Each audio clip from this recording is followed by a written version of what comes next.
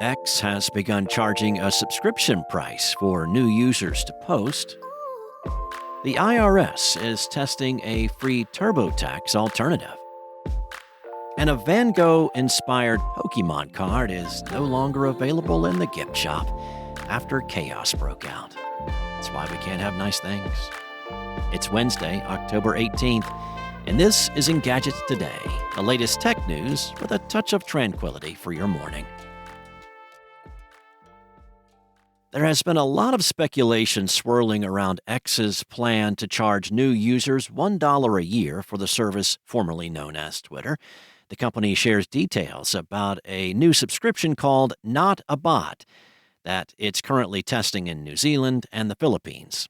The subscription, which was first reported by Fortune, requires new users to pay in order to be able to post. In a post, X said, "This new test was developed to bolster our already significant efforts to reduce spam, manipulation of our platform, and bot activity.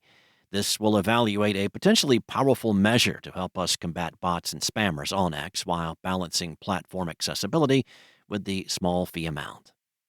Now, under the scheme, new users will be required to verify their phone numbers and pay the $1 fee if they want to use core features like tweets, retweets, bookmarks, and likes. Those who choose not to pay will only be able to use X in a read-only mode. The fees will not apply to existing users, with X saying it is not a profit driver. However, the initial test will likely fuel speculation that X does plan to one day charge all users. During a live-streamed conversation with Israeli Prime Minister Benjamin Netanyahu last month, Elon Musk suggested he was considering some kind of mandatory payment as part of an effort to combat bots and spam. Others have also reported that Musk has long had ambitions to gain access to users' credit card and billing information, which would further his plan to bring banking and other financial services to X. The Internal Revenue Service has announced that it will start pilot testing its new direct file program for the 2024 filing season, though it will initially be available for select taxpayers in 13 states only. During its pilot period, direct file will only cover individual federal tax returns and won't have the capability to prepare people's state returns.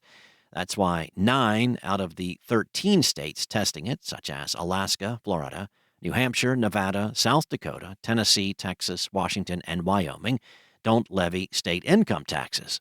Arizona, California, Massachusetts, and New York, the other 4 states in the list, worked with the IRS to integrate their state taxes into the direct file system for 2024.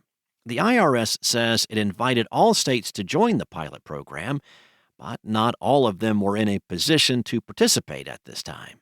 In addition to being only available in certain locations, direct file will only be accessible by people with relatively simple returns at the beginning. It will cover W-2 wages and tax credits like the Earned Income Tax Credit and the Child Tax Credit, for instance, but it will not cover self-employment income and itemized deductions. However, the agency is still finalizing the tax scope for the pilot, so it could still change over the coming months. The IRS is hoping to gather data and feedback during the pilot to be able to analyze how effective direct file is. It's also hoping to identify areas of improvement for a potential large-scale launch in the future. Pandemonium apparently broke out at the Van Gogh Museum in Amsterdam in September when the Pokémon exhibit opened up. Videos that came out showed visitors descending upon the museum gift shop and fighting over Pokémon merchandise, specifically the Van Gogh-style Pikachu with gray felt hat promo card. That item is no longer available in the museum's gift shop after the museum updated the exhibit FAQ to notify visitors that it has removed the limited edition card from its offerings to ensure that they can enjoy their day in a safe and enjoyable manner. It explained that it had to make the difficult decision after a small group of individuals created an undesirable situation. A good chunk of the buyers may have been scalpers as well, seeing as there's now a bunch of the cards being sold on eBay. The card will be sold through participating retailers in the Netherlands early next year, but it won't be sold at the museum gift shop again. That said, the Van Gogh-inspired Pokémon paintings will remain available for viewing until the exhibit leaves the museum January 7th, 2024. Thanks for listening. If you have a moment, rate and subscribe wherever you listen. Today's show featured journalism by Engadget contributors Carissa Bell and Mariella Moon, and was produced by Spoken Layer. And as a reminder, you can listen to The Future later today on Engadget Tomorrow.